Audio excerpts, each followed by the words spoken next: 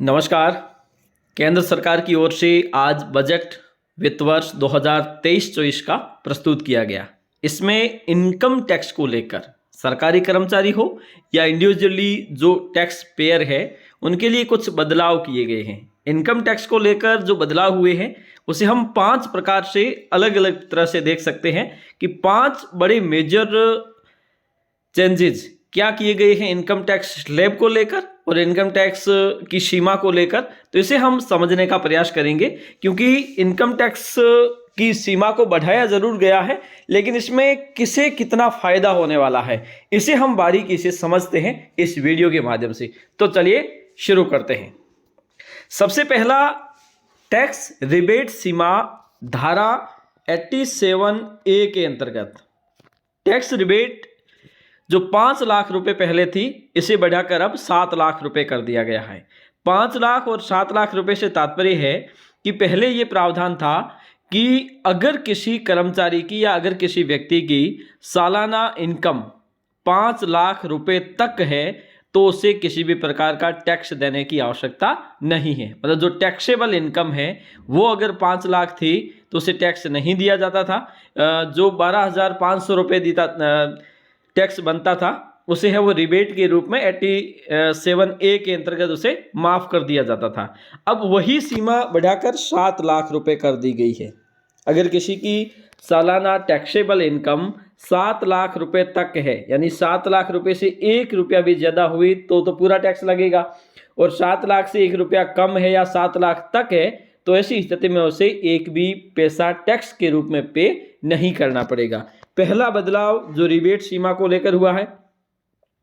दूसरा बदलाव, यहां पर जो टैक्स स्लैब में चेंजेस हुए हैं वो केवल और केवल न्यू टैक्स रिजिम के अंतर्गत ही किए गए हैं।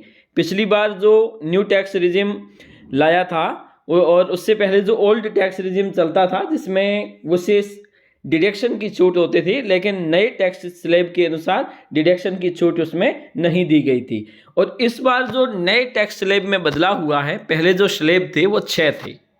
6 स्लैब इस प्रकार से थे कि 2,50,000 के बाद में टैक्स स्लैब शुरू हो जाता है। 2,50,000 तक कोई टैक्स नहीं लगता था। तो 2,50,000 से 5 लाख, 5 लाख से 7.5 लाख, 7.5 लाख से 10 लाख, 10 लाख से 12.5 लाख, 12.5 लाख से 15 लाख और 15 लाख से ऊपर जितने भी हो उसके हिसाब से टैक्स है वो अधिकतम 30% था।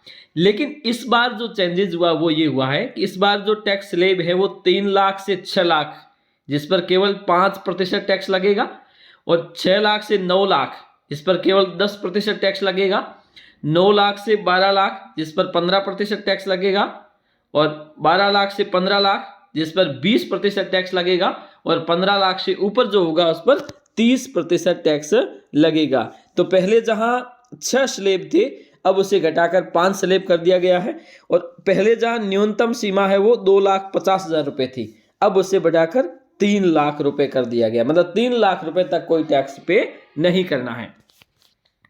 अब है स्टैंडर्ड डिडक्शन की छूट।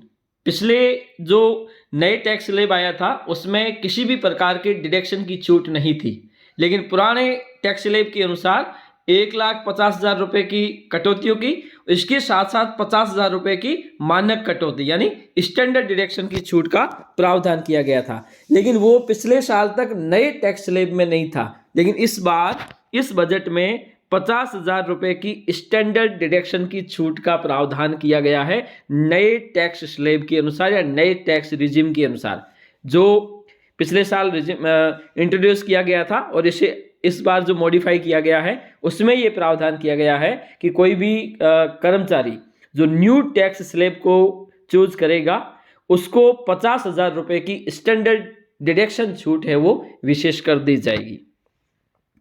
अगला बदलाव जो हुआ है को देश की अधिकतम कर की दर है वो इससे पहले 42.74% थी, जिसे घटाकर 39% कर दिया गया है। यानी कि टैक्स जो अधिकतम दर है उसे कम किया गया ताकि जो टैक्स पेयर है उनको रिलीफ दी गई है।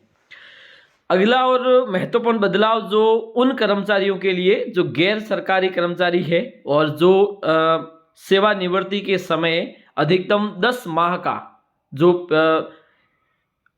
खुद की जो छुट्टियां हैं, जैसे हम कहते हैं पीएल, तो पीएल का जो 10 माह का वेतन दिया जाता है उसमें 2002 में एक सीमा निर्धारित की गई थी 3 लाख रुपए, यानी 3 लाख रुपए से ज्यादा होंगे तो उस पर टैक्स लगेगा। लेकिन क्योंकि उस समय का जो वेतन था वो कम हुआ करता था, तो ऐसी स्थिति में इस बार है वो उसको बढ़ाकर 25 लाख रुपए कर दिया गया है। मतलब जो 10 माह का वेतन का भुगतान किया जाएगा उसमें अधिकतम 25 लाख रुपए, उसके बाद में टैक्स का प्रावधान है। तो इस बार जो जितने भी बदलाव हुए हैं वो मूलतः न्यू टैक्स रिजीम को लेकर ही हुए है। ओल्ड टैक्स स्कीम को अगर आप सेलेक्ट करते हैं तो ऐसी स्थिति में आप 2 लाख रुपए तक की छूट पाओगे, और अगर आप न्यू टैक्स रिजीम को सिलेक्ट करते हैं तो आपको 50,000 रुपए तक की ही डिडक्शन छूट, वो भी स्टैंडर्ड डिडक्शन छूट के अंतर्गत ही दी जाएगी। 1,50,000 रुपए की डिडक्शन छूट इसमें नहीं दी जाएगी, जैसा कि पिछले बार भी नहीं था, लेकिन इस बार 50,000 रुपए को जोड़ा गया है ताकि 50,000 रुपए स्टैंडर्ड डिडक्शन छूट का फायदा मिल सके। आज के लिए इतना ही, धन्यवाद।